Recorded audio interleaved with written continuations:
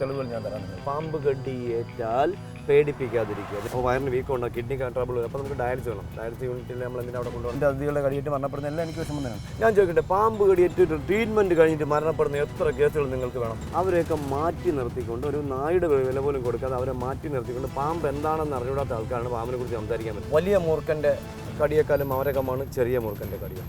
എന്ത് വിവരമില്ലായിരിക്കും. ചില സമയത്ത് ഒറ്റയ്ക്ക് കരയാറുണ്ട്. എന്നിട്ട് ഇതിനെത്രയും നമ്മൾ ചെയ്തിട്ട് നമ്മൾ ജീവിതം കളഞ്ഞ് നമ്മുടെ പാമ്പേ അല്ലെങ്കിൽ വനം വകുപ്പ് എന്ന് പറഞ്ഞ് നടന്നിട്ട് നമ്മുടെ വനം വകുപ്പിൽ നിന്ന് തന്നെ ചില 1-2 വ്യക്തികൾ, അത് എന്തിൻ്റെ ബേസിലാണോ, ഇനി എൻ്റെ കളറിൻ്റെ ബേസിലാണോ, അല്ലെങ്കിൽ എൻ്റെ ഞാൻ വിശ്വസിക്കുന്ന തത്വങ്ങളുടെ ബേസിലാണോ, അത് ഇലക്ഷൻ കഴിഞ്ഞാൽ ഉടനെ വാവാ സുരേഷിനെ പൂട്ടണം എന്നാണ് അവിടെ ചർച്ച ചെയ്തത്. അങ്ങനെ കേസുള്ള ഒരു പാമ്പിനെ പിടിക്കാൻ നമ്മൾ 5 കേസുള്ള ഒരാളാണ് ട്രിവാൻഡ്രത്ത് പാമ്പിനെ പിടിക്കുന്നത് വനം വകുപ്പിൽ. ഇതെന്താ അടിമ രാജ്യമാണ്, അടിമ ലോകമാണ്, അല്ലെങ്കിൽ അടിമയാണോ ഈ കേരളം? ബാത്റൂമിൽ ഉപയോഗിക്കുന്ന കപ്പലാണ് എനിക്ക് വെള്ളം കൊണ്ടത്. നമ്മൾ കേരളത്തിൽ നടന്ന സംഭവമാണ്. അതൊക്കെ ഒരു 500 രൂപ എനിക്ക് എടുത്തുകൊണ്ട് തോന്നും. അപ്പോൾ ഞാനിങ്ങനെ കൈ തെറ്റി ഇങ്ങനെ വാങ്ങിക്കാൻ പോയി പുള്ളി പെട്ടെന്ന് കയ്യിലിങ്ങനെ ഇട്ടു. ഇങ്ങനെ ഒരു അമ്മ പാമ്പിനെ പാമ്പിനെയൊക്കെ പിടിച്ചാൽ ക്ഷീണിച്ചപ്പോൾ എനിക്ക് 2000 രൂപ എടുത്തുകൊണ്ട്. അപ്പോഴാണ് വേറെ ആൾ അവിടെ നിന്ന് ഈ ശാസ്ത്രീയമായിട്ട് തേങ്ങ പറക്കാൻ പോയവർക്കാണോ 128 രൂപയ്ക്ക് കടി കിട്ടിയത്, 2 രൂപയ്ക്ക് രാജഗോപാല കടി കിട്ടി. ഇതെന്തുകൊണ്ട് പറയുന്നില്ല അവർ? പറയൂല. എൻ്റെ വീട് ഗേറ്റിൽ കൊണ്ട് ഒട്ടിച്ച് പോയി, മെയിൻ റോഡിൻ്റെ സൈഡിൽ ഗേറ്റിൽ കൊണ്ട് വാറണ്ട് ഒട്ടിച്ച് പോയി. ആരും ഈ ലോകത്ത് എവിടെയെങ്കിലും നടക്കും. ഒരുത്തൻ കമൻസ് ഇട്ടിരിക്കുന്നു, വാവാ സുരേഷിൻ്റെ പേരിൽ വനം വകുപ്പ് കേസെടുത്തിട്ടുണ്ട്, അറിഞ്ഞിട്ടാണോ വരുന്നതെന്ന് ഒരുത്തൻ എൻ്റെ അടി കമൻസ്.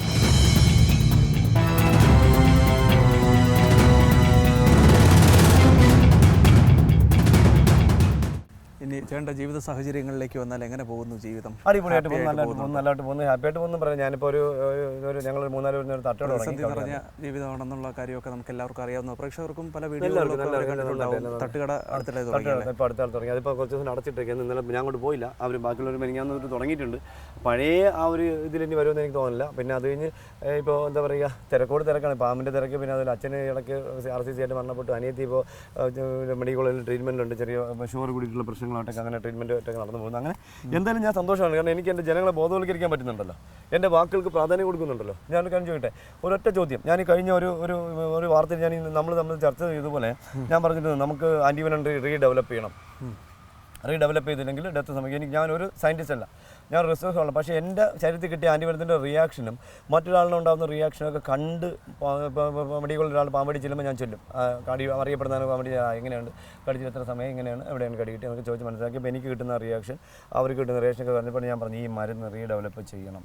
അപ്പോൾ ഒരു ഡോക്ടർ എന്നല്ല എന്നെ വിളിച്ചിട്ട് ചോദിച്ചു, സുരേഷിന് ഇത് എങ്ങനെയാണ് മനസ്സിലാക്കാൻ കഴിഞ്ഞത്? ഞാൻ പറഞ്ഞു, എനിക്ക് ഇത്രയും പഴക്കമുള്ളൊരു മരുന്ന് ചെയ്യുമ്പോൾ അതിന് സൈഡ് എഫക്റ്റും റിയാക്ഷനും, പാമ്പ് കടിച്ച ഒരാൾ കഴിഞ്ഞ ഒരു 3 മാസങ്ങൾക്ക് ഒരു അമ്മ പാമ്പ് കടിയിട്ട് റിക്കവർ ICUവിനൊക്കെ വെന്റിലേറ്ററിൽ കഴിഞ്ഞ് വാടി വന്നിട്ട് അന്ന് രാത്രി അമ്മ മരിക്കുന്നു.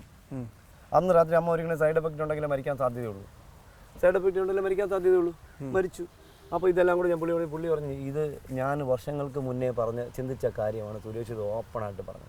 ഇന്നലെ ഡോക്ടർ എന്നെ വിളിച്ച്, തൃശ്ശൂരിലുള്ള ഡോക്ടർ, റിസർച്ച് ഡോക്ടർ വിളിച്ച് പറഞ്ഞൊരു കാര്യമാണ്. ഈ എന്താ പറയുക, കിറ്റിലൊക്കെ റിസർച്ച് ചെയ്യുന്നത്. അതുപോലെ ഡോക്ടർ ദിലീപ്, അവരൊക്കെ ഭയങ്കര എന്താ പറയുക, പാമ്പിനെ കുറിച്ച് ഒരുപാട് ഞങ്ങൾ ഒരുമിച്ച് ടീം വർക്കായിട്ട് നടത്തിയൊരു കാര്യമാണ്, സംരംഭമാണ് ഇതൊക്കെ. പക്ഷേ ഇവിടെ എങ്ങനെ ഇപ്പോൾ നിങ്ങളിപ്പോൾ 10 പേര് എന്നെ വിളിച്ച് 10 പേര് സംസാരിക്കുമ്പോൾ ഒരാൾ നോക്കുമോ, ഇത് അസൂയ, കുശുമ്പ്, ഈ സാധനം നശിച്ചില്ല എങ്കിൽ നമ്മുടെ നാട്ടിൽ ഈ ഒരു ടീം വർക്ക് എന്നുള്ള സാധനമേ ഉണ്ടാകുമ്പോൾ, ഇപ്പോൾ നിങ്ങൾ തന്നെ ഒരു മീഡിയയിൽ വർക്ക് ചെയ്യും, ആ മീഡിയയിൽ തമ്മിൽ പ്രശ്നങ്ങളുണ്ടായി എന്താ സംഭവിക്കുക, അത് വിജയിക്കും. അല്ല. അപ്പോൾ അത് നമുക്കിത് ഒരു ടീം വർക്കായിട്ട് കൊണ്ടുപോകണം. ഇപ്പോൾ നമുക്കറിയാലോ, കേരളത്തിൽ ഒരുപാട് പാമ്പ് കൊടുത്തക്കാർ, പഴയ പാമ്പുടെ ജീവിതം കളഞ്ഞുകൊണ്ട് അവർക്കൊക്കെ ഒരുപാട് അറിവുകളുണ്ട്. അവരെയൊക്കെ മാറ്റി നിർത്തിക്കൊണ്ട്, ഒരു നായുടെ വില പോലും കൊടുക്കാതെ അവരെ മാറ്റി നിർത്തിക്കൊണ്ട്, പാമ്പ് എന്താണെന്ന് അറിഞ്ഞൂടാത്ത ആൾക്കാരാണ് പാമ്പിനെ കുറിച്ച് സംസാരിക്കാൻ പറ്റുന്നത്. ഞാൻ ചോദിക്കട്ടെ, ഇപ്പോൾ എനിക്ക് കടിയിട്ട് എനിക്ക് പറയാൻ പറ്റും, 16 കടി, സീരിയസ് ആയ കടി, 6 വെന്റിലേറ്റർ, 10 ICU, ഈ 16 എനിക്ക് പാഠമാണ്. അപ്പോൾ ആദ്യത്തെ കടി കിട്ടുമ്പോൾ എങ്ങനെ, അത് കഴിഞ്ഞ് നോക്കുമ്പോൾ 499 വേറെ കടികളുണ്ട്, മൂർഖൻ്റെ കടികൾ വേറെ ഉണ്ട്, കുഞ്ഞു കടികൾ, അത് മരുന്നെടുക്കാത്ത കടികളാണ്. അപ്പോൾ അതെനിക്ക് പഠിക്കാൻ പറ്റിയിട്ടുണ്ട്. അപ്പോൾ കടി കിട്ടുമ്പോൾ എത്ര സമയം കൊണ്ടാണ് വേദന എടുക്കുന്നു, എത്ര സമയം കൊണ്ട്. അപ്പോൾ ഇത്രയധികം പാമ്പുകൾ കടിച്ചിട്ടുണ്ടെന്ന് ചേട്ടൻ പറയുന്നു. അപ്പോൾ ശരീരത്തിൽ സ്വന്തമായി തന്നെ ഒരു ആൻറ്റിബോഡി പ്രൊഡ്യൂസ് ചെയ്തിട്ടുണ്ട്. അതാണ് പറഞ്ഞത്. അത് ഇപ്പോൾ എൻ്റെ ശരീരത്തിൽ ആൻറ്റിബോഡി ഉള്ളത് കൊണ്ടാണ് ഞാൻ ഈ കടികളിലൊക്കെ ഞാൻ രക്ഷപ്പെട്ട് പോയിക്കൊണ്ടത്. പക്ഷേ എനിക്ക് കൊറോണ വന്നു, 1.5 മാസം കിടന്നു. അപ്പോൾ കുറച്ച് പ്രശ്നമുണ്ട്, ചെറിയ പ്രശ്നങ്ങൾ. പക്ഷേ എന്നാലും ഞാൻ അതിജീവിക്കുന്നു. ഇപ്പോൾ നിങ്ങൾ കണ്ടത് എൻ്റെ കാല് തുടയിലെ കടി മാത്രമാണ്. ഈ 2025 എനിക്ക് 3 സീരിയസ് ആയ കടികളുണ്ടായിരുന്നു. ഒറ്റ കുഞ്ചായത് നോക്കിയുള്ളൂ. ഇപ്പോൾ ലാസ്റ്റ് കിട്ടിയതാണ്, കഴിഞ്ഞ ഡിസംബറിലെ നവംബറിൽ കിട്ടിയ കടിയാണ്. വേണ്ട, ഇത് ഞാൻ ഇത് ആൻറ്റിവെനം കഴിഞ്ഞ് ഞാൻ സ്വന്തമായിട്ട് സർജറി ചെയ്തു. ഞാൻ സ്വന്തമായിട്ട് കയറി ഈ മാംസം എല്ലാം എടുത്ത് കളഞ്ഞ് ഞാൻ റെഡിയാക്കി എടുത്തത്. ഇവിടെ കൈമനത്ത് വെച്ച് നവംബറിൽ ഇത് ഇപ്പോൾ ലേറ്റസ്റ്റ് ഇപ്പോൾ നമ്മുടെ നമ്മുടെ പേരൂക്കട വെച്ച് ഇപ്പോൾ ഒരു 3 മാസം പോലും ആയിട്ടില്ല. 2025 ലാസ്റ്റ് കടി കിട്ടിയതാണ് ഇതൊക്കെ. ഇതെല്ലാം 2025 കിട്ടിയ 3 കടികളാണ്. ആരെങ്കിലും പറഞ്ഞു ഇതൊക്കെ ഞാൻ പഠിക്കുന്നു, നിങ്ങൾ എന്നാലും ഞാൻ ഡോക്ടറുടെ യൂണിറ്റിൻ്റെ നമ്പർ തരാം, യൂണിറ്റ് ചീഫ് നമ്പർ. ഇത് കടി കിട്ടിയ സമയത്ത് കൈമലത്ത് കടി ചെറിയ മുറുക്ക് ഇത്തുള്ള മുറുക്കിനാണ് കടിച്ചപ്പോൾ ഞാൻ സാറേ നിങ്ങൾ എൻ്റെ ശരീരത്തിൽ എനിക്ക് ആൻറ്റിബോഡി ഉണ്ടെന്ന് പഠിക്കണം സാറേ, ഇപ്പോൾ എന്നെ സഹായിക്കണം, എനിക്ക് എൻ്റെ ശരീരത്തിൽ ഇപ്പോൾ ആൻറ്റിബയോൺ എടുക്കുന്നത് ചോദിച്ചു നോക്കും. ആൻറ്റിബയോൺ എടുക്കരുത്, എനിക്കൊന്ന് എത്ര സമയം കൊണ്ട് എനിക്ക് അതിജീവിക്കാൻ കഴിയുമെന്ന് എനിക്ക് പഠിക്കണമെന്ന് പറയും. അന്ന് ആൻറ്റിബയോൺ എടുത്തിട്ടില്ല, പിറ്റേന്ന് ആൻറ്റിബയോൺ എടുത്തില്ല. 36 മണിക്കൂർ കഴിഞ്ഞാണ് അവർ നിർബന്ധം സുരേഷ് ഞങ്ങൾക്ക് നിങ്ങളെ വെച്ച് പരീക്ഷിക്കാൻ പറ്റില്ല, ഇത് അതുകൊണ്ട് നിങ്ങൾക്ക് എന്തെങ്കിലും പ്രശ്നം വന്നാൽ ഞങ്ങൾക്ക് ഇവിടെ ജീവിക്കാൻ പറ്റില്ല. ഞാൻ പറഞ്ഞില്ല സാർ എന്തുകൊണ്ട് ഞാൻ ഏറ്റുന്നു, അല്ല ശരിയാവില്ല. അങ്ങനെ അവർ നിർബന്ധിച്ചാണ് എനിക്ക് ആൻറ്റിബയോൺ എടുത്തത്. അപ്പോൾ എനിക്ക് ആ റെസിസ്റ്റിംഗ് പറഞ്ഞു ഇങ്ങനെയൊക്കെ ഞാൻ എൻ്റെ ശരീരം പഠിക്കാൻ ശ്രമിക്കുന്നു. പഠിക്കുമ്പോൾ എനിക്ക് മറ്റുള്ളവർക്ക് പറഞ്ഞു കൊടുക്കാൻ പറ്റുന്നു. കടി കിട്ടിയവർക്ക് കടിയെക്കുറിച്ച് പറയാൻ പറ്റുകയുള്ളൂ. അപ്പോൾ ഇന്നലെ ഒരു തെറ്റായ ഒരു വാർത്ത ഉണ്ട്. എന്താണെന്നറിയാമോ? വലിയ മൂർഖൻ്റെ കടിയേക്കാളും അവരകമാണ് ചെറിയ മൂർഖൻ്റെ കടിയെന്ന്. എന്ത് വിവരമില്ലായിരിക്കും. കുഞ്ഞു മൂർഖൻ പാമ്പിൻ്റെ വെനം വളരെ പ്യുവറായിട്ടുള്ള പ്രോട്ടീനാണ്, വളരെ ഫ്രഷാണ്. അതൊരിക്കലും ഒരു മനുഷ്യൻ്റെ ജീവനെ അപഹരിക്കാൻ കഴിവുള്ള വെനമില്ല. അത് ഹൈ പ്രോട്ടീനാണ്, അത് പ്യുവറാണ്, അത് വീര്യം വരുന്നില്ല. അപ്പോൾ വലിയ പാമ്പ് തന്നെയാണ്, ചെറിയ പാമ്പ്. എന്നാലും ഒരു മാസത്തെ കഴിഞ്ഞ് 1 മാസം കഴിഞ്ഞ് മുന്നോട്ട് വരുമ്പോൾ ഒരു മനുഷ്യൻ്റെ ജീവൻ അപഹരിക്കാനുള്ള വനം അവൻ്റെ ഗ്ലാൻഡിൽ ഉണ്ടാവുന്നു. ചേട്ടാ, എന്ത് ജോലി ചെയ്ത് ജീവിക്കാനും മടിയില്ല എന്നുള്ള കാര്യം ചേട്ടാ ഒരുപാട് വീഡിയോകൾ പറഞ്ഞിട്ടുണ്ട്. ഇതിന് മുന്നേ നമ്മൾ പലതവണ കണ്ടപ്പോഴൊക്കെ പറഞ്ഞിട്ടുണ്ട്. അപ്പോൾ ഈ ആവർത്തിച്ച് വരുന്ന വിമർശനങ്ങൾ, ആവർത്തിച്ച് ഉണ്ടാകുന്ന ദുരനുഭവങ്ങൾ ഒക്കെ തന്നെ ഈ നമ്മുടെ മനസ്സിനെ വല്ലാതെ വേദനിപ്പിക്കുന്നത് കൂടിയാണ്. ഞാനിപ്പോൾ ചില സമയത്ത് ഒറ്റയ്ക്ക് കരയാറുണ്ട്. എന്ന് വെച്ചാൽ ഇതിനെത്രയും നമ്മൾ ചെയ്തിട്ട് നമ്മുടെ ജീവിതം കളഞ്ഞ് നമ്മുടെ അമ്മയും അപ്പനെയും പോലും നോക്കാൻ പറ്റാത്തത്, അവരെ നോക്കാൻ പറ്റാത്തത് ഇപ്പോൾ ഈ പാമ്പേ അല്ലെങ്കിൽ വനം വകുപ്പ് എന്ന് പറഞ്ഞ് നടന്നിട്ട് നമ്മളെ വനം വകുപ്പിൽ നിന്ന് തന്നെ എല്ലാവരും പറയുന്നില്ല കേട്ടോ, ചില 1-2 വ്യക്തികൾ. അത് എന്തിൻ്റെ ബേസിലാണോ? ഇനി എൻ്റെ കളറിൻ്റെ ബേസിലാണോ, അല്ലെങ്കിൽ ഞാൻ വിശ്വസിക്കുന്ന തത്വങ്ങളുടെ ബേസിലാണോ, അത് ഇനി ഞാൻ വിശ്വസിക്കുന്ന ആരാധനയുടെ ബേസിലാണോ എന്നൊന്നും എനിക്കറിയില്ല. ഒരു ടീം വർക്ക് നിങ്ങൾക്കറിയാമോ? ഈ കഴിഞ്ഞ മാസം ഈ വനം വകുപ്പിൽ നടക്കുന്ന ക്ലാസ്സുകൾ സർക്കാർ സംവിധാനത്തിൽ സർക്കാർ നമ്മളെപ്പോലുള്ള ഒരു കരമടയ്ക്കുന്ന പൈസ എടുത്ത്, അല്ലെങ്കിൽ നമ്മളെപ്പോലുള്ള അടയ്ക്കുന്ന പൈസ എടുത്ത് ശമ്പളം വാങ്ങിച്ച് തിന്നുന്ന ആൾക്കാർ വനം വകുപ്പിൻ്റെ കീഴിൽ നടത്തുന്ന ക്ലാസ്സുകളിൽ എൻ്റെ ഫോട്ടോ കാണിച്ചുകൊണ്ട് എന്നെ വിമർശിച്ചുകൊണ്ട് എന്നെ മോശക്കാർ, പുതിയ തലമുറയിൽ വരുന്ന വനം വകുപ്പ് ജീവനക്കാരെ മൊത്തം എന്നെക്കുറിച്ച് മോശം പറഞ്ഞ് അവരെ തെറ്റിദ്ധരിപ്പിച്ചുകൊണ്ടുള്ള ക്ലാസ്സിലാണ് നടക്കുന്നത്. ഈ കഴിഞ്ഞ മാസം നടന്ന ക്ലാസ് ഡേറ്റിൻ്റെ വാട്സപ്പിലൊക്കെ അറിയാം. നമ്മുടെ ഇവിടെ എന്താ പറയുക, നമ്മുടെ വണ്ടിപ്പെരിയാറിൽ നടന്നൊരു ക്ലാസ്സിൽ ഒരു 7 പേര് വളഞ്ഞിരുന്ന് മാറിയിരുന്ന് സംസാരിക്കുന്നവരെ ഈ ഇരുന്ന് സംസാരിച്ചത് കേട്ടുകൊണ്ട് ഒരാൾ അന്ന് രാത്രി എന്നെ വിളിച്ചു പറഞ്ഞു, ചേട്ടാ അവർ പറഞ്ഞൊരു കാര്യം, ഇലക്ഷൻ കഴിഞ്ഞാൽ ഉടനെ വാവാ സുരേഷിനെ പൂട്ടണം എന്നാണ് അവിടെ ചർച്ച ചെയ്തൊരു വിഷയം. ഒന്ന് നിങ്ങളൊന്ന് ആലോചിച്ച് നോക്കണം. അപ്പോൾ ഇതൊക്കെ എന്തിൻ്റെ ബേസിലാണ്? അപ്പോൾ അവരുടെ ഐഡിയ ഞാനില്ലാതെ ഒരു 5 വർഷങ്ങൾക്ക് മുന്നേ 5 വർഷത്തോളാവുന്നു വനംപോലൊക്കെ വയനാട് കോഴിക്കോട് കാസർഗോഡുള്ള സന്തോഷ് പനിയിൽ എന്നുള്ള ചെറുപ്പക്കാരൻ, അദ്ദേഹം മറ്റൊരാളിനോട് പറഞ്ഞൊരു വോയിസ് എൻ്റെ ഉണ്ടായിട്ടുണ്ട്. അത് അദ്ദേഹം പറഞ്ഞാൽ ഞാൻ പന്തായം വയ്ക്കുന്നു, 5 ലക്ഷം രൂപ പന്തായം വയ്ക്കുന്നു, വാവാ സുരേഷിന് പാമ്പിനെ പിടിക്കില്ല. അപ്പോൾ ഇതൊക്കെ എന്തിൻ്റെ ബേസിലാണ്? ഇത് ആരുടെ പിൻബലത്തിലാണ്? ഇവർക്ക് എന്താണ് അത് പറയാനുള്ള അധികാരം? എന്താണ് ഇവർക്ക് പറയാനുള്ള അവകാശം? നിങ്ങൾക്കറിയാമോ? പല സ്ഥലത്തും ജനങ്ങളുടെ അടുത്ത് ഇവർ പറഞ്ഞ ഇപ്പോൾ കേസുള്ള ഒരു പാമ്പിനെ പിടിക്കാൻ പാടില്ല. 5 കേസുള്ള ഒരാളാണ് ട്രിവാൻഡ്രത്ത് പാമ്പിനെ പിടിക്കുന്നത് വനം വകുപ്പിൽ. ഒന്ന് ആലോചിച്ച് നോക്കണം. ഇതൊക്കെ എന്ത് അടിസ്ഥാനമാണിത്? കേസുള്ള പാവപ്പെട്ട കൈമറി പാമ്പ്. ഞാൻ ചോദിക്കട്ടെ, പാമ്പിനെ പിടിക്കുന്ന ആൾക്കാരിൽ ഈ കൂലിപ്പണിക്കാരാണ് കൂടുതലുള്ളത്, ആശാരിപ്പണിക്കാരാണ് കൂടുതലുള്ളത്, മരം മുറിപ്പാൻ പോകുന്ന ആൾക്കാരാണ് കൂടുതൽ, റബ്ബർ ടാപ്പിങ്ങിന് പോകുന്ന ആളാണ് കൂടുതലുള്ളത്, പെയിൻറ്റിങ്ങിന് പോകുന്ന ആളാണ് കൂടുതലുള്ളത്, വാർക്കപ്പണിക്ക് പോകുന്ന ആൾ. അപ്പോൾ ഇവർക്കൊക്കെ ഒരു പാമ്പിനെ ഒരു വീട്ടിൽ പിടിക്കുമ്പോൾ രാവിലെ ജോലിക്ക് പോകാൻ ഇറങ്ങുമ്പോൾ അയ്യോ പെട്ടെന്ന് ഒരു പാമ്പിനെ പിടിക്കാൻ പറ്റും. അവരവിടെ ചെല്ലുമ്പോൾ അവിടെ ചില പാറക്കെണ്ണത്ത് അത് പൊളിച്ചൊക്കെ വരുമ്പോൾ ഉച്ച കഴിയും, അന്ന് അവന് പൈസ ഇല്ല. അപ്പോൾ ഈ പോകുന്ന വീട്ടുകാരിൽ നിന്ന് വണ്ടി കൂലിയൊന്നും വാങ്ങിക്കാൻ പാടില്ല എന്ന് പറഞ്ഞാൽ ഇത് എവിടുത്തെ നിയമമാണ്? ഇതെന്താ അടിമ രാജ്യമാണ്, അടിമ ലോകമാണ്, അല്ലെങ്കിൽ അടിമയാണോ ഈ കേരളം? കേരളത്തിൽ മാത്രമേ ഇതുള്ളൂ, വേറെ ഒരിടത്തും ഇല്ല കേട്ടോ. കേരളത്തിൽ മാത്രമേ, വേറെ ഒരിടത്തും. ഞാനിപ്പോൾ മഹാരാഷ്ട്ര, ദൈവത്തിൻ്റെ സ്വന്തം നാടാണ് കേരളം എന്നൊക്കെ നമ്മൾ പറയുമ്പോഴും ഗോഡ്സ് ഓൺ കൺട്രി, അയ്യോ ഗോഡ്സ് ഓൺ കൺട്രി എന്നല്ല പറഞ്ഞത്, ചെകുത്താന്മാരായ മനുഷ്യന്മാരുടെ നാട്. ദൈവത്തിന് നമ്മൾ വെറുതെ മാറ്റി പറയേണ്ടി വരും, മാറ്റി പറയണം. നമ്മൾ ബാക്കിയൊക്കെ മാറ്റണം. അപ്പോൾ എനിക്ക് എൻ്റെ പ്രിയപ്പെട്ട പ്രേക്ഷകരോട് പറയാനുള്ളത്, ശ്രദ്ധിക്കുക, മുൻകരുതലാണ് നമുക്ക് ആവശ്യം. ഒരു കാരണവശാലും ഭയപ്പെടരുത്. ഒരു പാമ്പ് കടിച്ച റിപ്പോർട്ടൊക്കെ വന്നു എന്ന് പറഞ്ഞുകൊണ്ട് നിങ്ങൾ പാനിക് ആവരുത്. നമ്മൾ ചെയ്യേണ്ട കാര്യങ്ങൾ, നമുക്ക് നാളെ അപകടങ്ങൾ ഉണ്ടാവാതിരിക്കാനായി നമ്മൾ ശ്രദ്ധിക്കേണ്ട കാര്യങ്ങൾ ശ്രദ്ധിക്കുക. ചേട്ടാ, ദുരനുഭവങ്ങൾ ഉണ്ടായതിൽ എന്തെങ്കിലും നമ്മുടെ പ്രേക്ഷകരുമായി പങ്കുവയ്ക്കാൻ? ദുരനുഭവങ്ങൾ ആയിരക്കണക്കുണ്ട്. കഴിഞ്ഞ ഞാൻ അറിയാലോ, ഞാൻ പല പ്രാവശ്യം പറഞ്ഞിട്ട് എൻ്റെ കണ്ണ് നിറഞ്ഞിട്ടുള്ള സംഭവം നമുക്ക് ചെറിയ നേറ്റിങ്ങരയ്ക്ക് അടുത്ത് ഞാൻ വളരെ വലിയൊരു മതിൽ പൊളിച്ച് പാമ്പിനെ പിടിച്ച് ക്ഷണിച്ച് നിൽക്കുന്ന അത്യാവശ്യം 3 മണിക്കൂറോളം ഞാൻ അവിടെ കഷ്ടപ്പെട്ടു. ആ സമയത്താണ് ഞാൻ പെട്ടെന്ന് ചെന്ന് ഇരുന്നു. പാമ്പിനെ കണ്ടപ്പോൾ ഞാൻ പോയി ഇരുന്നിട്ട് ഞാൻ അമ്മ എനിക്ക് വെള്ളം തരണമെന്ന് പറഞ്ഞു. ഒരുപാട് ആൾക്കാരുണ്ടായിരുന്നു. വെള്ളം തരണം എന്ന് പറഞ്ഞ സമയത്ത് ഞാൻ പോയി അവിടെ ഇരുന്ന സമയത്ത് അമ്മ ഒരു മഗ്ഗിൽ വെള്ളവും കൊണ്ടുവന്നു. മഗ്ഗിലാണ് വെള്ളം കുടിക്കാനാണ് ഞാൻ ചോദിച്ചത്. അപ്പോൾ അത് കുടിക്കാൻ വെള്ളം തരാം. അമ്മ അതുകൊണ്ട് കുടിക്കാൻ ബാക്കിൽ കൂടെ പോയി വെള്ളം എടുക്കുന്ന ഒരു ബാത്റൂമിൽ ഉപയോഗിക്കുന്ന കപ്പലാണ് എനിക്ക് വെള്ളം കൊണ്ടുവന്നത്. നമ്മൾ കേരളത്തിൽ നടന്ന സംഭവമാണ്. അപ്പോൾ അതുപോലെ തന്നെ ഈ ലേറ്റസ്റ്റ് 2 ദിവസങ്ങൾക്ക് വേണ്ടി ഞാൻ എൻ്റെ അനിയത്തി ഇപ്പോൾ ഹോസ്പിറ്റലിൽ ട്രീറ്റ്മെൻറ്റാണ്, കിഡ്നിയായിട്ട് ബന്ധപ്പെട്ട് ചെറിയ പ്രശ്നങ്ങളായിട്ട് ട്രീറ്റ്മെൻറ്റാണ്. അപ്പോൾ ഞാൻ അവിടെ നിന്ന് അനിയത്തിയുടെ അടുത്ത് കാപ്പിയും മഞ്ഞ കൊടുത്തിട്ട് വെളിയിലോട്ട് ഇറങ്ങുമ്പോൾ ഒരാൾ പെട്ടെന്ന് പെട്ടെന്ന് ഓടി വന്നിട്ട് എന്നെ കണ്ടുകിട്ട് സുരേഷ് അല്ലെങ്കിൽ ഓടി വന്നിട്ട് എനിക്ക് ഇങ്ങനെ കൈ തരാൻ നോക്കി തന്നിട്ട് കൈ തരാണ്ട് ഇങ്ങനെ വന്നിട്ട് കയ്യിലേക്ക് ഇങ്ങനെ നോക്കിയിട്ട് പെട്ടെന്ന് കൈ അങ്ങ് മാറ്റിക്കൊള്ളു. ഞാൻ കൈ വീണ്ടും നീട്ടിയിട്ട് പുള്ളിക്കാരൻ കൈ അങ്ങ് മാറ്റി വെച്ചു. അപ്പോൾ ഞാൻ നമസ്തേ എന്ന് പറഞ്ഞിട്ട് ഞാൻ സംസാരിച്ച് ഞാനങ്ങ് പിരിഞ്ഞു. അപ്പോൾ അതുപോലെ നമ്മളിങ്ങനെ നമ്മുടെയൊക്കെ ശരീരത്തിൽ എന്തെങ്കിലും അസുഖങ്ങൾ ഉള്ളതായിട്ട് ആൾക്കാർക്ക് തെറ്റിദ്ധാരണ ഉണ്ട്, അല്ലെങ്കിൽ നമ്മളെയൊക്കെ തൊട്ട് കഴിഞ്ഞാൽ മറ്റെന്തെങ്കിലും അസുഖങ്ങൾ ഉണ്ടാവും എന്നുള്ള പേടിയുണ്ട്. അതുപോലെ ഒരു കഴിഞ്ഞ ഒരു 2 ആഴ്ചയ്ക്ക് മുന്നേ ഞാനൊരു വീട്ടിൽ എനിക്ക് തോന്നുന്നത് മണ്ണന്തല ഈ ഭാഗത്ത് എവിടെയായിരുന്നു ഒരു വീട്ടിൽ ഡോക്ടറാണോ അദ്ദേഹം അങ്ങനത്തെ എന്തൊരു പോസ്റ്റ് ഇരിക്കുന്ന ആളാണ്. പുള്ളിയുടെ വീട്ടിൽ പാമ്പിനെ പിടിക്കാൻ പോയി. ഞാൻ പാമ്പിനെ പിടിച്ച് സോപ്പിട്ട് കയ്യെ കഴുകിയിട്ട് വന്നു. അദ്ദേഹം ഒരു 500 രൂപ എനിക്ക് എടുത്തുകൊണ്ട് തന്നു. അപ്പോൾ ഞാനിങ്ങനെ കൈ നീട്ടി ഇങ്ങനെ വാങ്ങിക്കാൻ പോയി പുള്ളി പെട്ടെന്ന് കയ്യിലിങ്ങനെ ഇട്ട് വന്നു. ഇങ്ങനെ ഇട്ട് വന്നിട്ട് പെട്ടെന്ന് കയ്യങ്ങ് വലിച്ചു വന്നു. ഈ കഴിഞ്ഞ ഒരു 2 ആഴ്ചയ്ക്ക് മുന്നേ നടന്ന നമ്മൾ. അപ്പോൾ ഇങ്ങനെയൊക്കെയുള്ള ഒരുപാട് ദുരനുഭവങ്ങളുണ്ട്. അതുപോലെ തന്നെ ഒരു 10-12 വർഷങ്ങൾക്ക് മുന്നേ വട്ടിയൂർക്കാവ് കുലശേഖരം എന്ന് പറഞ്ഞ സ്ഥലത്ത് അന്ന് വനംവകുപ്പിൽ ജോലി ഉണ്ടായിരുന്ന സജീവൻ എന്ന് പറഞ്ഞ സ്ഥലത്ത്, പേര് ഞാൻ പറയുന്നുണ്ട്, അദ്ദേഹത്തിന് വിഷമമൊന്നും ഉണ്ടാവുമെന്ന് എനിക്ക് തോന്നുന്നില്ല. അദ്ദേഹത്തിന് വേണ്ടി ഞാൻ അത് നല്ല സുഹൃത്തായിരുന്നു എൻ്റെ. അദ്ദേഹത്തിന് വേണ്ടി ഞാൻ ഒരു പാമ്പിനെ കണ്ടെന്ന് പറഞ്ഞ് വിളിച്ചു. ഞാനവിടെ ചെല്ലുന്നു. പാമ്പിനെ കണ്ട പാമ്പിൻ്റെ ചട്ടയായിരുന്നു വീട്ടിൻ്റെ മുറ്റത്ത്. ഞാൻ അതിനെ എടുത്ത് ഇങ്ങനെ ഒക്കെ കാണിച്ചു, ചേരിയാണ് പേടിക്കേണ്ടതെന്നൊക്കെ കാണിച്ചിട്ട് ഞാൻ അതിനെ കളഞ്ഞിട്ട് ഞാൻ സോപ്പിട്ട് കൈ കഴിട്ടുന്ന പുള്ളിക്കാരന് ഷേക്കൻ്റെ കൊടുത്തു. പുള്ളിക്കാരന് ഷേക്കൻ്റെ കൊടുത്തു. ആ സാറേ ഞാൻ പോട്ടെ എന്ന് പറഞ്ഞ് ഷേക്കൻ്റെ കൊടുത്ത് ഇങ്ങനെ ഷേക്കൻ്റെ കൊടുത്തിട്ട് രാത്രി ഒരു 6 മണി 7 മണിക്കാണ് സംഭവിക്കുന്നത്. ഒരു 10-11 മണിയാകുമ്പോൾ പുള്ളിക്കാരനെ വിളിക്കുന്നത്. സുരേഷ് ഒന്നും തോന്നരുത്. ഞങ്ങളുടെ എന്താ സാറേ അത് വേറൊന്നുമല്ല, എൻ്റെ ഭാര്യ എന്നെ എന്താ പറയുക കട്ടിലിനടുത്ത് കിടക്കാൻ സമ്മതിക്കുന്നില്ല, എന്നെ അടുത്തിരിക്കാൻ സമ്മതിക്കുന്നില്ല. ഞാൻ അടുത്തോട്ട് പുള്ളിക്കാരൻ ഇങ്ങനെ മാറി പോകുന്നത്. ഞാൻ എന്താ സാറേ അത് സുരേഷിന് ഷേക്കൻ്റെ ഒന്നുകൊണ്ടാണെന്ന് പറയുന്നത്. ഞാൻ പറഞ്ഞു സാറേ എന്താണ് സാറേ ഇത് പുള്ളിക്കാരത്തിൻ്റെ മനസ്സിൽ ആരെങ്കിലും പറഞ്ഞ് തെറ്റിദ്ധാരണ, മുത്തശ്ശിയൊക്കെ പറഞ്ഞ് തെറ്റിദ്ധാരണയായിരിക്കും, പാമ്പിനെ തൊട്ട് എന്തെങ്കിലും അലർജി ഉണ്ടാവും എന്നൊക്കെ പറഞ്ഞ് ഇതൊക്കെ നമ്മുടെ നാട്ടിൽ പേര് പറഞ്ഞ് ഞാൻ പറഞ്ഞത് അതുകൊണ്ടാണ്. അപ്പോൾ ഇതൊക്കെ നടക്കുന്ന കാര്യങ്ങളാണ്. അപ്പോൾ ഇതൊക്കെ അവരുടെ മനസ്സിലുണ്ടാകുന്ന എന്താ പറയുക ഒരു ഭയമായിരിക്കാം. എന്തെങ്കിലും പകർച്ചവ്യാധി ഉണ്ടാവും, എന്തെങ്കിലും അസുഖങ്ങളുണ്ടാവും, ഇതൊക്കെയാണ് അവരുടെ മനസ്സിലല്ല വേറൊന്നുമില്ല.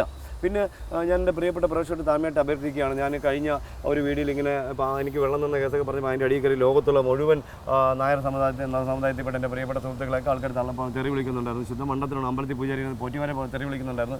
നിങ്ങൾ കാര്യം മനസ്സിലാക്കണം, ഇവരൊന്നുമല്ല എനിക്ക് ബാത്റൂമിൽ വെള്ളം തന്നത്. സാധാരണഗതിയിൽ ജീവിക്കുന്ന ഒരു പള്ളിയിൽ പോകുന്ന ഒരു അമ്മയായിരുന്നു എന്നുള്ളത് ഞാൻ നിങ്ങളെ ഓർമ്മിപ്പിക്കുന്നത്. അത് പറയാതിരിക്കാൻ നിവൃത്തിയില്ല. ആളുകൾ തെറിയിട്ടിട്ട് എന്നെ തന്നെ ഇപ്പം ഞാൻ എല്ലാ തിരുവോണത്തിനും ഞാൻ പാങ്ങപ്പാറ രാജീവ് സാറിൻ്റെ വീട്ടിൽ ചോറിനാൻ പോകണം. അദ്ദേഹത്തിൻ്റെ കൂട്ടുകാരെ വിളിച്ചു, സുരേഷ് ഇങ്ങനെ നിങ്ങൾക്ക് പണിയെന്നല്ലോ രാജീവ് എന്ന് ഈ ഇടയ്ക്ക് അദ്ദേഹത്തെ വിളിച്ച് ചോദിച്ചു. ഞാനിങ്ങനെ ഒരു സംഭവം പറയുന്നുണ്ട്. ഒരിക്കലും അല്ല, ഇത് സാധാരണക്കാരിയായ ഒരു അമ്മയാണ് എനിക്ക് വെള്ളം ബാത്റൂമിൽ കൊണ്ടുവന്ന പാത്രത്തിൽ വെള്ളം തന്നു. ഞങ്ങൾ ഓർമ്മിച്ചുകൊണ്ട് ഒരു കാരണവശാലും മറ്റാരും ദൈവം ഇതൊന്നും പറയരുത്. അവരൊന്നും എൻ്റെ അടുത്ത് ഒരു മോശപ്പെട്ട കാണിച്ചിട്ട് കവടിയാർക്കോട്ടെ തമ്പുരാട്ടി പോലും എനിക്ക് മോശപ്പെട്ട രീതിയിൽ എൻ്റെ അടുത്ത് പെരുമാറുന്ന നല്ല അവരുടെ ഒരു മോനെ പോലെയാണ് അവരെന്നെ കണ്ടിട്ടുള്ളത്. അപ്പോൾ അങ്ങനെയൊന്നും ആരെയും ഒന്നും പറയരുത്. ഇങ്ങനെ ഒരുപാട് ദുരനുഭവങ്ങളുണ്ടായിരുന്നു. പിന്നെ അറിയാമല്ലോ, ഞാൻ പണ്ട് കാലത്ത് ഒരുപാട് ആൾക്കാർക്ക് ചാരിറ്റി ചെയ്തു. ഇപ്പോൾ ഞാൻ എൻ്റെ ആവശ്യങ്ങൾക്ക് ഞാൻ പലരിൽ നിന്നും വാങ്ങി ഇങ്ങനെ കാര്യങ്ങൾ മുന്നോട്ട് നടത്തിക്കൊണ്ട് വന്നു എന്ന് പറഞ്ഞ് എനിക്ക് പരാതിയൊന്നുമില്ല. അതാണ് ഇനിയിപ്പോൾ അടുത്ത് നമുക്ക് സംസാരിക്കാനുള്ളത്. ഉപജീവന മാർഗ്ഗം എങ്ങനെയാണ് മുന്നോട്ട് പോകുന്നത്? കയ്യിൽ ഒരു തരി കാശില്ലാതെ ആയിരിക്കും ജീവിതം മുന്നോട്ട് പോകുന്നത്. ഒരു വലിയൊരു പ്രതിസന്ധി കൂടിയാണ്. നല്ല പ്രതിസന്ധി. അത് മാത്രമല്ല, ഇപ്പം എനിക്ക് നേരത്തെ ഇരുചക്ര വാഹനം ഉപയോഗിച്ചിരുന്നു, പിന്നീട് ഒരു കാർ ഉണ്ടായിരുന്നു. അത് കഴിഞ്ഞ് അതിപ്പോൾ ഞാൻ വർഷാപ്പിലാക്കി വെച്ചിട്ട് പണിയായിട്ടിരിക്കുന്നു. പിന്നെ അതിനൊരു കാർ എനിക്ക് നമ്മുടെ പങ്കജാസിൻ്റെ ഹരീന്ദ്രൻ സാർ വാങ്ങി തന്നായിരുന്നു. അത് ഞാൻ പെട്രോളെല്ലാം ഞാൻ തന്നെ അടിച്ച് മെയിൻ്റെനൻസ് എല്ലാം ഞാൻ തന്നെ ചെയ്യണം. പുള്ളി കാർ വാങ്ങി തന്നു. ഞാനത് ഓടിക്കൊണ്ടിരിക്കുന്ന സമയത്ത് 2-3 മാസങ്ങൾക്ക് മുന്നേ മണ്ണന്തലയിൽ വെച്ച് അത് എൻ്റെ ഒരു സുഹൃത്ത് അദ്ദേഹത്തിൻ്റെ വീട്ടിൽ നിന്ന് കാറും കൊണ്ടിട്ട് എന്നെ വിളിക്കാൻ വരുന്ന വഴിക്ക് എൻ്റെ അനിയത്തിക്ക് കണ്ണിന് ഈ ഷോർ വിട്ട് കണ്ണിന് കാഴ്ച പറയുമ്പോൾ ഞാൻ നമ്മളെ കണ്ണോസ്പിറ്റലിൽ നിൽക്കുകയായിരുന്നു. അപ്പോൾ അവിടുത്തെ ചെക്കപ്പൊക്കെ ഇറങ്ങിയ പുള്ളിയെ ഞാൻ വിളിച്ച് പുള്ളി ഇങ്ങനെ വരുന്ന വഴിക്ക് മണ്ണന്തല ജംഗ്ഷൻ കഴിഞ്ഞ് പറഞ്ഞാൽ KSRTC ബസ് വന്ന് എൻ്റെ പുറകിലേക്ക് ഇടിച്ച് അങ്ങ് നന്നായിട്ട് പരിക്കണ്ട. അതൊരു 3-3 ലക്ഷം രൂപ വേണമെന്ന് വർഷാപ്പി കമ്പനി പറഞ്ഞു. അതുകൊണ്ട് ഞാനിപ്പോൾ 3 വർഷം അവിടെ ഒതുക്കിയിട്ടിരിക്കുന്നു. അപ്പോൾ അതിന് കയ്യിൽ എന്തെങ്കിലും പൈസ വരുന്ന സമയത്ത് അല്ലെങ്കിൽ അങ്ങനെ എന്തെങ്കിലും ചെയ്താൽ നമുക്കത് തിരിച്ച് കൊണ്ടുവരാൻ പറ്റുള്ളൂ. ഇപ്പോൾ ഫുൾ ടൈം യാത്ര ഓട്ടോയിൽ തന്നെയാണ്. പിന്നെ ഓട്ടോയിൽ പോകുന്നതുകൊണ്ട് രണ്ട് കാര്യമുണ്ട്. ഒന്ന്, ഞാൻ പാവപ്പെട്ട ഒരു എൻ്റെ കൂട്ടുകാരനും കൂടി ഒരു വരുമാനമാവും. അപ്പോൾ അദ്ദേഹത്തിനെയും കൂടി ഞാൻ പ്രൊട്ടക്ട് ചെയ്യാൻ കഴിയുന്നുണ്ട്. അപ്പോൾ എന്തായാലും എത്രയൊക്കെ ബുദ്ധിമുട്ടിയാലും എന്താ പറയുക, ഇനി വരുന്ന നല്ല അധികാരികൾ, എനിക്ക് എൻ്റെ പ്രിയപ്പെട്ട വനംവകുപ്പിൻ്റെ അധികാരികളോട് പറയാനുള്ളത്, നിങ്ങൾ ഇനി വരുന്ന ആൾക്കാരെങ്കിലും പരമാവധി എല്ലാ പാമ്പ് സംരക്ഷകരും കേരളത്തിലുള്ള ഒരിക്കലും ഇന്ന ആളെന്ന് പറഞ്ഞ് ഒഴിവാക്കി മാറ്റി നിർത്താതെ എല്ലാവരെയും ഒറ്റക്കെട്ട ഇതിലൊന്നും ഒരു വലിയ സംഭവമൊന്നുമല്ല. എല്ലാവർക്കും ചെയ്യാൻ പറ്റുന്നൊരു കാര്യമേ ഉള്ളൂ. ഇതൊരു വലിയ സംരംഭമല്ല. അതിന് പരമാവധി ഈ പരിചയമില്ലാത്ത ആൾക്കാർക്ക് നാട്ടിൽ റോഡിൽ കൂടെ പോകുന്ന ആൾക്കാരെ വിളിച്ച് ട്രെയിനിങ് കൊടുക്കാതിരിക്കുക. ഈ ട്രെയിനിങ് കൊടുക്കുന്ന ആൾക്കാർ നിങ്ങളൊരു 150 പേരെ കൊടുക്കും. ട്രെയിനിങ് കൊടുക്കുമ്പോൾ 5 പേരും പ്രത്യക്ഷത്തിൽ വരുന്നില്ല, ബാക്കിയുള്ളവരെല്ലാം മാറി നിൽക്കുകയാണ്. അവർ ചെയ്യുന്നത് വെച്ചാൽ അവരോരോ വീടുകളിൽ പോയി പാമ്പിനെ പിടിച്ചിട്ട് 1000-2000 വാങ്ങിയിട്ട് ഇതിനെ എവിടെയെങ്കിലും പോകണ വഴിക്ക് തുറന്നു വിട്ടിട്ട് പോകുന്നൊരു പ്രവണത നമ്മുടെ കേരളത്തിൽ കൂടുന്നുണ്ട്. മറ്റ് സംസ്ഥാനങ്ങളിലൊന്നും. സുരേഷേട്ടൻ കാശൊന്നും വാങ്ങാതെയാണ് പാമ്പിനെ പിടിക്കുന്നത്. ഈ പാമ്പിനെ പിടിച്ചു കഴിഞ്ഞാൽ എത്ര രൂപ കിട്ടും എന്നുള്ളത് പ്രേക്ഷകരുടെ ഒരു സംശയമായിരിക്കും. അങ്ങനെ കാശ് വല്ലതും നല്ല ചോദ്യം. എനിക്ക് ചില ആൾക്കാർ എന്താ പറയുക, എനിക്ക് 25,000 രൂപ കിട്ടിയ സംഭവം ഉണ്ടായിരുന്നു. കാരണം ഞാൻ നമ്മളെ കോട്ടയത്തിനടുത്ത് തന്നെ ഒരു പാമ്പിനെ മതിലൊക്കെ പൊളിച്ച് പിടികൂടി രാത്രി ഒരു 1 മണിയായിരുന്നു. അന്ന് തന്നിട്ട് ആറാട്ടി കൂടെ ഉണ്ടായിരുന്നു. വന്നു. അപ്പോൾ അവിടെ ഞങ്ങളിങ്ങനെ അപ്പോൾ അവിടുത്തെ നാട്ടുകാരെല്ലാം കൂടെ എനിക്ക് തരാണ്ട് 5 രൂപ 10 രൂപ ഇങ്ങനെ കളക്ഷൻ ചെയ്തുകൊണ്ടിരുന്ന സമയത്ത് തന്നെ സിംഗപ്പൂരിലുള്ള അച്ചായൻ എന്ന് പറയും. പുള്ളിക്കാരൻ വന്നിട്ട് പറഞ്ഞ് നിൽക്കും വാവസരം നിങ്ങളാരും പൈസ പിടിക്കേണ്ട ഞാൻ കൊടുക്കുന്നു. പുള്ളി എന്നെ പത്രക്കാരെയൊക്കെ വിളിച്ചുകൊണ്ട് വന്നിട്ട് പുള്ളിയുടെ വീട്ടിൽ എന്നെ വിളിച്ചുകൊണ്ടിട്ട് വാറാട്ടിക്കാരെ ഫോറസ്റ്റുകാരെയൊക്കെ വിളിച്ചുകൊണ്ടിട്ട് 25,000 എൻ്റെ കയ്യിൽ തന്നൊരു സംഭവം ഉണ്ടായിരുന്നു. അത് പത്രത്തിലൊക്കെ വാർത്ത വന്നത്. പിന്നെ ഞാൻ ചോദിക്കാമല്ലോ, പിന്നെ ചില സാഹചര്യത്തിൽ ഞാൻ ചോദിക്കാണ്. കാരണം ചിലപ്പോൾ എനിക്ക് വണ്ടിക്ക് പോകുന്നത് പെട്രോൾ അടിക്കാൻ പോലെ പൈസ ഉണ്ട്. അപ്പോൾ ഞാൻ ചോദിക്കും വണ്ടിക്കുള്ള പൈസ കൊടുക്കണം അല്ലെങ്കിൽ പെട്രോൾ അടിക്കാനുള്ള പൈസ കൊടുക്കണം. അപ്പോൾ പരമാവധി ഒരു 500-1000 രൂപ തരാറുണ്ട്. ചില ആൾക്ക് അപൂർവം പേര്, ബാക്കിയുള്ളവർക്ക് ചിലർ ശരി ഓക്കെ GP ചെയ്തൊക്കെയാന്ന് പറയും. അങ്ങനെ GP ചെയ്യാത്ത ആൾക്കാരാണ് കൂടുതലുള്ളത്. എന്നാലും പരാതിയൊന്നുമില്ല. ഞാൻ പലിശക്കെങ്കിലും എടുത്ത് മെയിൻറ്റെയിൻ ചെയ്തു. പലിശക്കെടുത്ത് ഇത്രയും നിങ്ങൾക്ക് അറിയില്ല 39 വർഷമാണ് ഈ മേഖലയിൽ ഞാൻ ഉണ്ടായിരുന്നത്. ഈ 39 വർഷം കൊണ്ട് നിങ്ങൾ ഒന്നാലോചിക്കും, ഞാൻ 2-3 ലക്ഷം വീട്ടിൽ പോയിട്ടുണ്ട്. ഈ 2-3 ലക്ഷം വീട്ടിൽ പോയിട്ട് അപൂർവമായിട്ട് മാത്രം ആൾക്കാർക്ക് മാത്രമേ ഞാൻ പൈസ ചോദിച്ചിട്ടുള്ളൂ. ബാക്കി ആരും ചോദിച്ചില്ല. തന്നതും വളരെ കുറവ്. ഇന്നലെ ഞാൻ ഈ മെനിങ്ങാന്നൊരു സ്ഥലത്ത് നെടുമങ്ങാടപ്പുറം ബാണ്ടയ്ക്കപ്പുറം പോയപ്പോൾ എനിക്ക് അന്ന് 200 രൂപയാണ്. 200 ഇവിടെ നിന്നൊരു ഓട്ടോ ബാണ്ട വരെ പോയിട്ട് വരണമെങ്കിൽ എങ്ങനെയാലും 800 രൂപ 900 200 രൂപയാണ് എനിക്ക് കിട്ടി. എന്ത് ചെയ്യാൻ പറ്റും? ഞാൻ സന്തോഷത്തോടെ വാങ്ങിച്ചു. അവിടെ നിന്ന് ഞാൻ നേരെ പോകുന്നത് ആലങ്കോടേക്കാണ് പോകുന്നത്. ആലങ്കോട് ഒരു വീട്ടിൽ പോയി രാത്രി പാമ്പിനെയൊക്കെ നോക്കിയിട്ട് അവർക്ക് അന്ന് 500 രൂപയാണ്. ആലങ്കോട് കഴിഞ്ഞിട്ട് അടുത്ത സ്ഥലം ആലങ്കോട് കഴിഞ്ഞിട്ട് നമ്മൾ ചാത്തമ്പാറ വലത്തോട്ട് കഴിയുമ്പോൾ അവിടെ പോയിട്ട് എനിക്ക് 500 രൂപ എന്ത് ചെയ്യാൻ പറ്റും? വാങ്ങി. വണ്ടിക്ക് പോലും വണ്ടിയുടെ പകുതി പോലും ആയിട്ടില്ല, വാങ്ങി. അപ്പോൾ അങ്ങനെ ഒരുപാട് സ്ഥലങ്ങളിൽ പോകുമ്പോൾ എനിക്ക് വണ്ടിയുടെ കാര്യങ്ങൾ മെയിൻറ്റെയിൻ ചെയ്ത് പോകാൻ പറ്റും. ചില ദിവസങ്ങളിൽ പച്ചവെള്ളം കുടിക്കാൻ പോലും പൈസ ഉണ്ടാകും. ചില ദിവസം ഒരു ഗോളുകൾ ഇഷ്ടം പോലെ പോകും. എല്ലാവരും ശരി സന്തോഷിച്ചു. ഒന്നിൽ എൻ്റെ സുഹൃത്തുക്കളായിരിക്കും. അപ്പോൾ എനിക്കത് ചോദിക്കാനുള്ള ബുദ്ധിമുട്ടുണ്ട്. അപ്പോൾ ഒരു ശരി സന്തോഷം. അപ്പോൾ എനിക്ക് വണ്ടി കയറുമ്പോഴെങ്കിലും ഞാൻ ആലോചിക്കും. അപ്പോൾ ചില സ്ഥലത്ത് പോകുമ്പോൾ എന്നറിയാം ആൾക്കാർ നമുക്ക് പൈസ തരാം. ഈ അടുത്ത കാലത്തൊരു സംഭവമുണ്ട്. ഒരു അമ്മ പാമ്പിനെയൊക്കെ പിടിക്കാൻ ക്ഷീണിച്ചപ്പോൾ എനിക്ക് 2000 രൂപ എടുത്തുകൊണ്ട്. അപ്പോഴാണ് വേറെ ആൾ അവിടെ നിന്ന് കാണിക്കുന്നത്. ഒന്ന് ആലോചിക്കണം. അവർ സന്തോഷത്തിൽ തരികയാണ്. അപ്പോൾ ആ അമ്മ പിന്നെ എന്ത് ചെയ്യുന്ന പറയാം, ആ 2000 മാറ്റിയിട്ട് 500 രൂപ എന്നുള്ളതാണ് തന്നു എന്നുള്ളത്. ഇപ്പോൾ ആ 2000 നമുക്ക് എന്താ പോയിരുന്നത്? എൻ്റെ കാര്യം മാത്രം പോട്ടെ. ഈ വെള്ളത്തിൽ വേറെ പാമ്പ് പിടിക്കുന്ന എത്ര ചെറുപ്പക്കാരുണ്ട്. അവിടെയൊക്കെ വീട് സ്ഥിതി, അവർക്ക് ഭാര്യയുണ്ട്, മക്കളുണ്ട്, 2 മക്കളുണ്ടാവും, 3 മക്കൾ. അപ്പോൾ ഇവരൊക്കെ പഠിക്കുന്ന കുട്ടികളായിരിക്കും. അവർക്ക് വേറെ ഒരു സ്ഥലത്ത് ജോലിക്കാൻ ഇതിൻ്റെ പിറകെ പോകാൻ പറ്റില്ല. അപ്പോൾ ഇതൊക്കെ കിട്ടി ഒരു വരുമാനം, ഒരു അസറ്റ് അവർക്ക് അവരുടെ വീട്ടിലെ കാര്യങ്ങളും ചെയ്തു പോകത്തില്ല. അപ്പോൾ വനംവകുപ്പിൻ്റെ പാമ്പിനെ പിടിക്കുന്ന ആൾക്കാർ അവർക്ക് ശമ്പളമുണ്ട്. സർക്കാർ വണ്ടിയുണ്ട്. സർക്കാർ വണ്ടിക്ക് ഡീസലിലേക്ക് സർക്കാരാണ് പൈസ കൊടുക്കുന്നത്. ഇവരാരെയും പോക്കറ്റിൽ നിന്ന് എല്ലായിടത്തും അടിക്കുന്നത്. അപ്പോൾ ഇങ്ങനെയൊക്കെ ഒരുപാട് ഇപ്പോൾ ഇതൊക്കെ മാറ്റി പൊളിച്ചടിക്കൊണ്ട് നമ്മുടെ സ്വന്തം വനം വകുപ്പിൻ്റെ കീഴിൽ നമ്മളൊരു സംവിധാനം ഉണ്ടാക്കണം. നമുക്ക് മാത്രമായിട്ടുള്ള ഒരു ആപ്പ് തയ്യാറാക്കിക്കൊണ്ട് സർക്കാരിൻ്റെ ആൾക്കാർ, അതായത് വനം വകുപ്പിൻ്റെ ആൾക്കാർ, നമ്മൾ ടാക്സ് ഇൻഷുറൻസ് ഒക്കെ അടയ്ക്കുമ്പോൾ നമ്മൾ ഒരാളുടെ പേരിലോ ഒരു വ്യക്തിയുടെ പേരിലോ ഒന്നും അല്ല അടയ്ക്കുന്നത്, നമ്മുടെ സർക്കാരിൻ്റെ പേരിലാണ് അടയ്ക്കുന്നത്. അങ്ങനെ ഒരു സംവിധാനം കേരളത്തിൽ വന്നില്ലെങ്കിൽ ഇത് വീണ്ടും വിനിയോഗപ്പെടുകയും ചെയ്യും. ഇനി വരുന്ന ആളുകളിൽ നമ്മുടെ നാട്ടിൽ ഒരുപാട് ഉത്തരമാർ നമ്മുടെ നാട്ടിൽ വീണ്ടും വരുമെന്നുള്ളതിന് യാതൊരു സംശയമില്ല. ഉത്തര കൊലക്കേസ് പോലെ കൊലക്കേസിൽ നടക്കും. ഇനി ഒരു സംശയമില്ല. ഇനി നടക്കാനുള്ള ശ്രമങ്ങൾ ഇപ്പോഴും നടക്കുന്നുണ്ട്.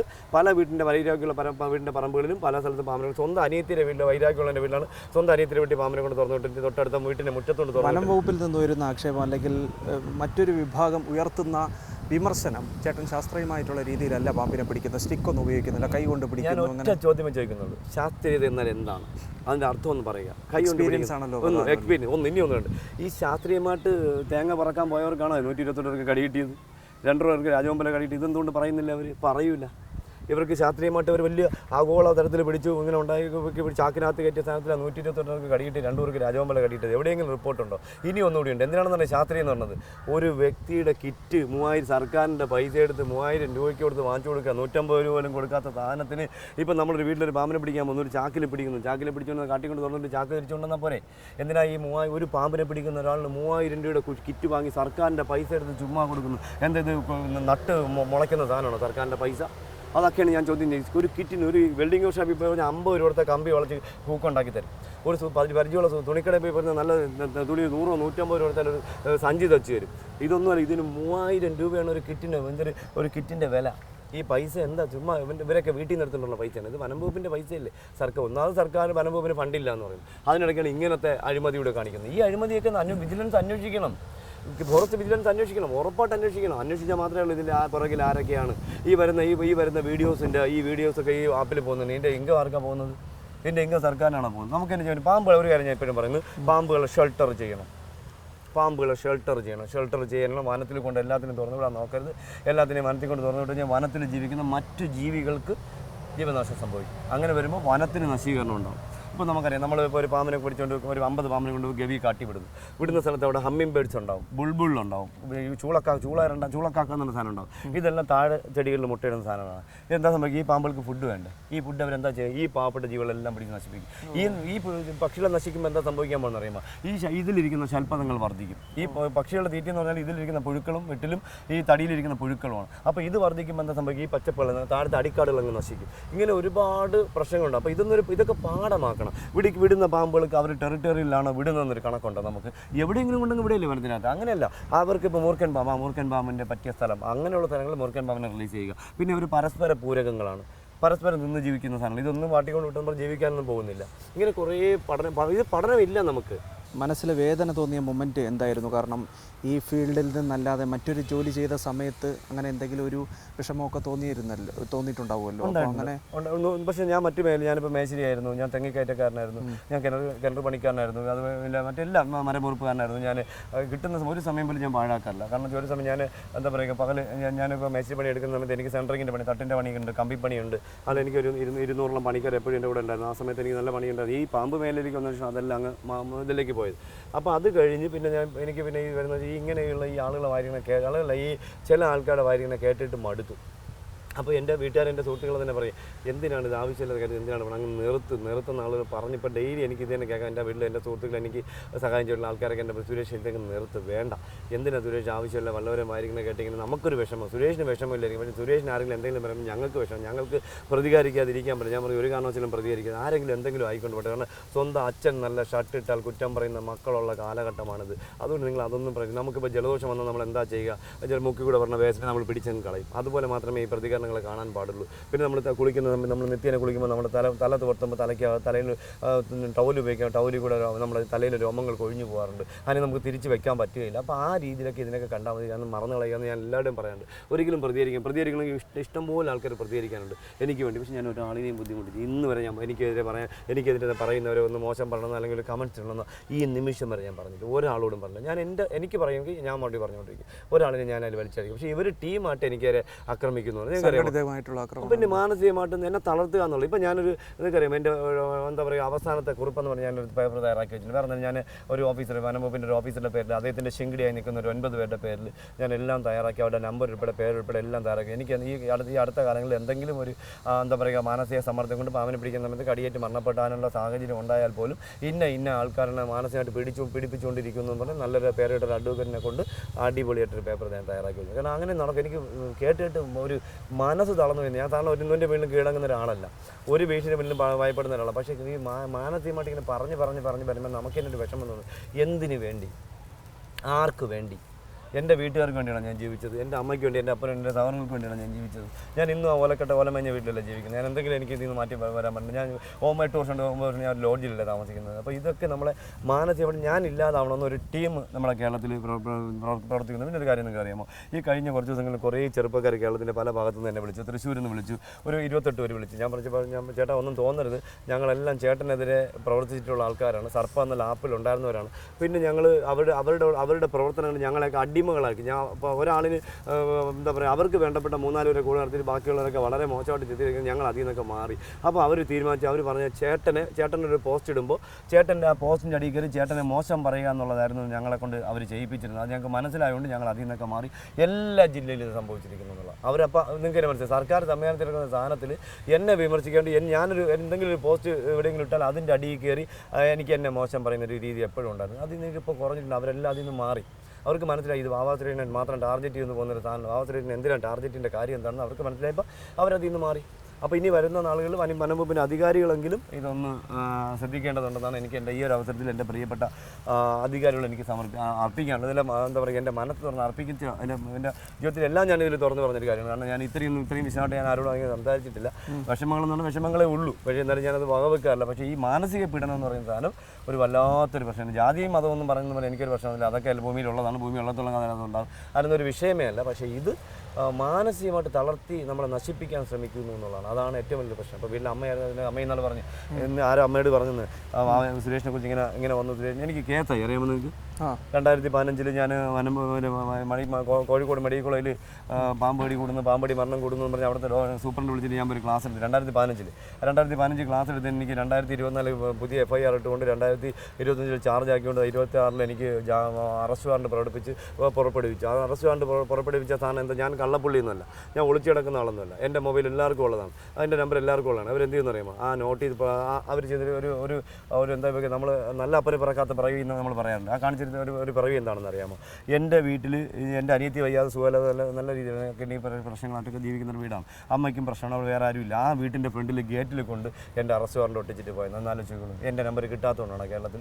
തിരുവനന്തപുരത്ത് വനംവകുപ്പുകാർക്ക് അറിഞ്ഞൂടാത്തതുകൊണ്ടാണ്, കേരളത്തിൽ അറിഞ്ഞൂടാത്തതുകൊണ്ടാണ്. അപ്പോൾ ഈ കാണിച്ചത് എന്താ പറയുക, നല്ല അപ്പന് പിറക്കായികയല്ല അത് കാണിച്ചത്. ഇങ്ങനെ പറയാൻ പറ്റില്ല, എന്നാലും ചില അവസരത്തിൽ പറഞ്ഞു പോവുകയാണ്. എൻ്റെ വീട് ഗേറ്റിൽ കൊണ്ട് ഒട്ടിച്ച് പോയി, മെയിൻ റോഡിൻ്റെ സൈഡിൽ ഗേറ്റിൽ കൊണ്ട് വാറണ്ട് ഒട്ടിച്ചിട്ട് പോയി. ആരും ഈ ലോകത്ത് എവിടെയെങ്കിലും നടക്കും? ഞാൻ എന്താ ആരെങ്കിലും കൊന്നിട്ട് നടക്കുന്ന പിടിയിട്ട പുള്ളിയാണോ? ഞാൻ 24 കേരളത്തിൽ സഞ്ചരിക്കുന്ന ഒരാളല്ലേ? ഒന്ന് ആലോചിച്ച് നോക്കുക. അപ്പോൾ ഈ കാണിക്കുന്നതിൻ്റെ വൃത്തികേടുകൾ ഇതൊക്കെ ചോദ്യം ചെയ്യാൻ എന്നോടൊപ്പം ഏതെങ്കിലും ഒരു അധികാരികളുണ്ടോ?